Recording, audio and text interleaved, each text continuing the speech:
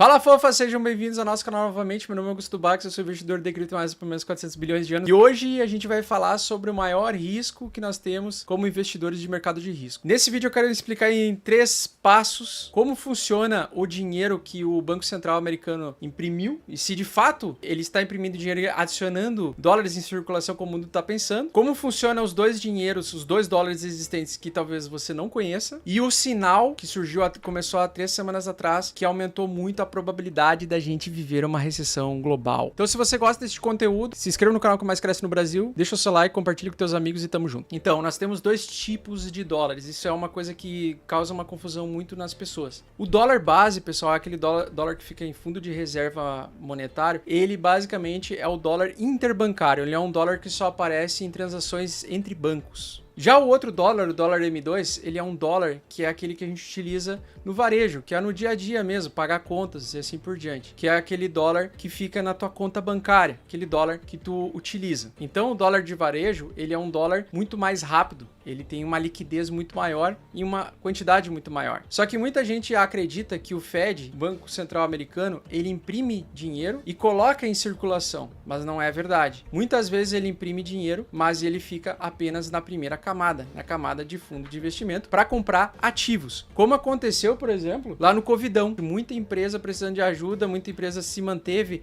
artificialmente, economicamente saudável, entre aspas, porque o Banco Central americano usou esse fundo de reserva para comprar várias ações de empresas zumbi, que a gente chama. E olha só que interessante, se fosse realmente o Banco Central que imprimisse esse dinheiro em circulação, por que esses 2 gráficos eles vão em direção oposta, né? Então nós temos agora nesse gráfico que eu vou mostrar para vocês, o dinheiro base, ele vem caindo nos últimos 10 anos e agora teve um pico de alta por conta do Covid. E o dinheiro M2, que é o dinheiro circulante, ele sempre esteve numa crescente, né, econômica, que é esse dinheiro que a gente utiliza para pagar bens e serviços. E aí o que acontece quando o governo passa por alguma crise, por exemplo, uma guerra, que como está passando agora com a Rússia e a Ucrânia, ou após a pandemia, o que o governo faz em situações em que a economia está fragilizada? Bom, ele simplesmente emite dívida, que é conhecida como tesouro. No caso dos Estados Unidos, o tesouro americano, que aqui no Brasil a gente conhece como tesouro direto, e ele faz isso para tentar captar a liquidez do mercado M2, que é o mercado com os dólares em circulação. Ele consegue fazer isso através da promessa de uma dívida onde ele vai pagar no futuro com juros.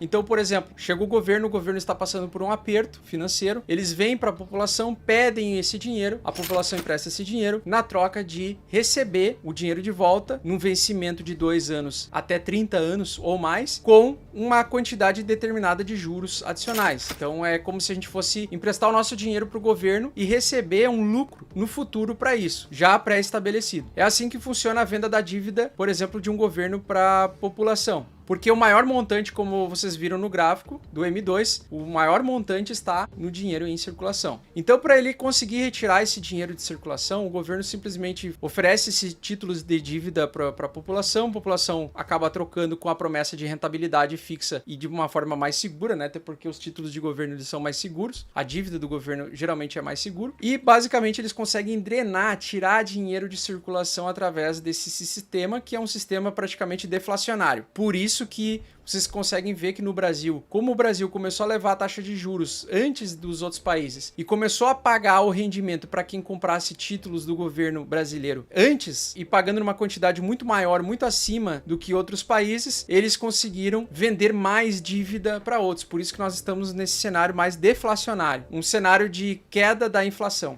E quando esse investimento de baixo risco está atrativo, o Bitcoin sofre. Exatamente. Por quê? Porque as pessoas trocam ativos, muitas pessoas têm imóveis, muitas pessoas têm ações de empresas, criptomoedas, eles trocam esses ativos, né, especulativos por dólar, e esse dólar ou real eles trocam por essa dívida, né? No caso, os americanos trocam por dólar, nós trocamos geralmente por reais. Tem um negócio, e se esse dinheiro que o pessoal tá dando pro governo não for suficiente, o que eles fazem? Aí eles recorrem para os bancos centrais menores, para bancos menores. Só que daí tem um detalhe, como o banco já possui uma conta geral do Tesouro Tesouro, ele simplesmente consegue fazer essa compra diretamente sem passar pelo varejo ou sem passar por pequenos empresários ou empresários em geral. Então esse dinheiro ele não aparece para nós em circulação. Bom, e aí acaba o dinheiro da população, recorrem para o Banco Central e aí o que acontece? Insolvência com os bancos. Por quê? Porque para o banco emprestar dinheiro para o governo ou comprar títulos do governo, ele simplesmente pode deixar de não conseguir dar garantias de pagamento para as dívidas que ele emitiu para os seus clientes. Por exemplo, quando você compra um CDB, você está emprestando o seu dinheiro que está parado no seu banco ou numa poupança da vida, né? Você está pegando esse dinheiro que está parado dentro, emprestando para o banco utilizar esse dinheiro. Só que chega um momento em que se os bancos precisam ajudar o governo e eles não tiverem solvência, ou seja, eles não tiverem dinheiro suficiente para conseguir pagar e quitar todos os empréstimos que eles fizeram para os clientes deles, eles simplesmente ficam insolventes. E aí é que tá o nosso terceiro elemento desse vídeo, que é, há 3 semanas atrás, apareceu um sinal que só aconteceu no Covid e na grande crise de 2008. Isso aí é assustador. Cara, assustador pra caralho, velho. E na verdade, eu quero mostrar o seguinte. Existe uma ferramenta do Fed onde ele faz a recuperação de bancos. Como ele faz isso? Na verdade, o Fundo de Reserva Monetário dos Estados Unidos, ele não pode diretamente ajudar bancos internacionais ou diversos bancos internacionais. Ele o faz através de uma manobra com o Banco Suíço. Tu sabia disso? Ah, sempre tem uma picuinha, né? Sempre tem. Uma picaretagem. Cara,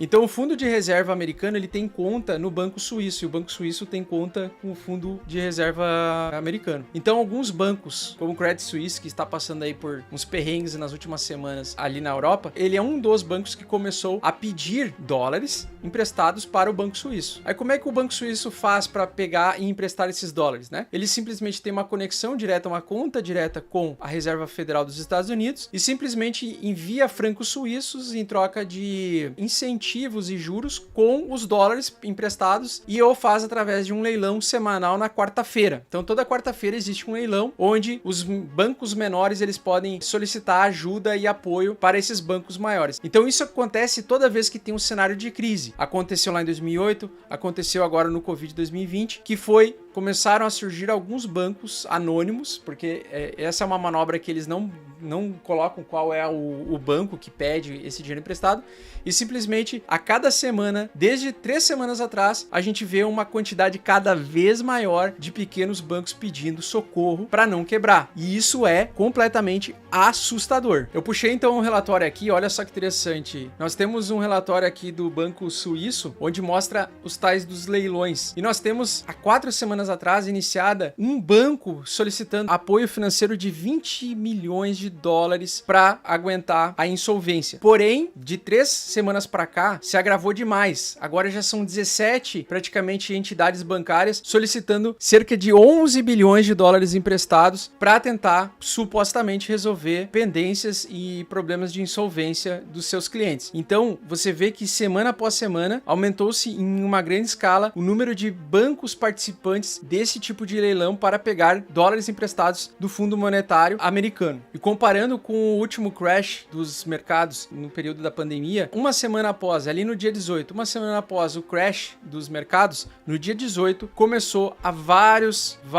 bancos, várias entidades bancárias a solicitar e participar do leilão e solicitar dólares emprestados. Vejam que nós tivemos uma sequência aí de várias semanas consecutivas com uma quantidade bem grande de banqueiros e isso não chegou nem perto do valor do total de bancos que solicitaram empréstimo essa semana. É muito maior, né? É muito maior. E se a gente voltar no período do grande crash americano, do subprime, nós tivemos, olha só que interessante, a última vez que nós tivemos 17 bancos solicitando cerca de 11 bilhões de dólares em empréstimo, foi exatamente na grande crise global que aconteceu em 2008 até 2009. E quando eu falo dessa quantidade de bilhões, né, pode ter gente que acha que é poucos bilhões e tudo mais, mas pensam, é muito mais, uma quantidade muito maior de bancos precisando de ajuda agora e de dólares emprestados do Banco Central americano, diretamente com o Banco Suíço, provavelmente porque a situação está ficando muito complicada. O risco de insolvência está bem grande e pode que em qualquer momento algum banco quebrar. Imagina, Thiago, esse ano ainda um banco grande quebrar, um banco suíço. Pra nós que somos investidores, Caralho. seria um cenário terrível. Seria terrível, velho. Seria terrível.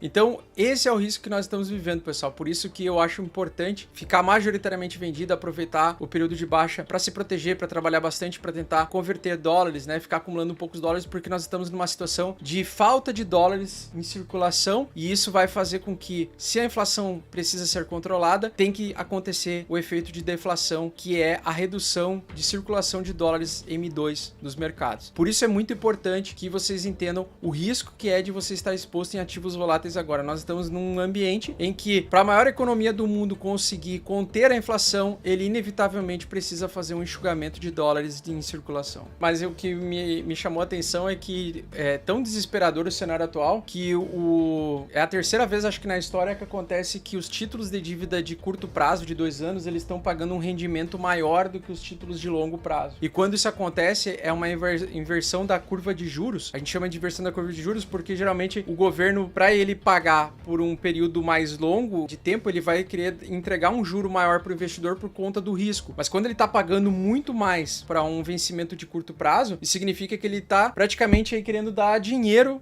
tentar rentabilizar o máximo possível para tentar captar o máximo de investidor possível. Por isso, eu acho que é muito cedo ainda a gente falar em bull market. Eu acho que vai demorar muito ainda para que esse cenário e essa balança consiga voltar a um ponto de equilíbrio de novo e a gente consiga se sentir confortável de usar esse dinheiro escasso, né, que cada dia que passar vai ficar mais escasso, utilizar em dinheiros em mercados de risco, por exemplo, dentro de um ambiente de expansão econômica, né? Bom, ficou evidente que a gente tá vivendo história, né? E todas as vezes que isso aconteceu, a sequência, depois do desastre, veio a paulada. Paulada pra cima, dinheiro jorrando. Então a gente também tem que olhar com olhos de oportunidade aí, com cautela, para saber investir na hora certa. Exatamente. Quando o Banco Central começar, o sistema interbancário começar a imprimir dólar de novo e a gente voltar a uma fase de expansão econômica, todo mundo que está vivendo essa fase de crise vai acabar se beneficiando, né? Mas ainda é muito cedo para se aventurar. É muito cedo para se aventurar. Certo, fofas? Eu espero que vocês tenham gostado do nosso vídeo de hoje. Um grande abraço. Deixa o like, compartilha com teus amigos e tamo junto.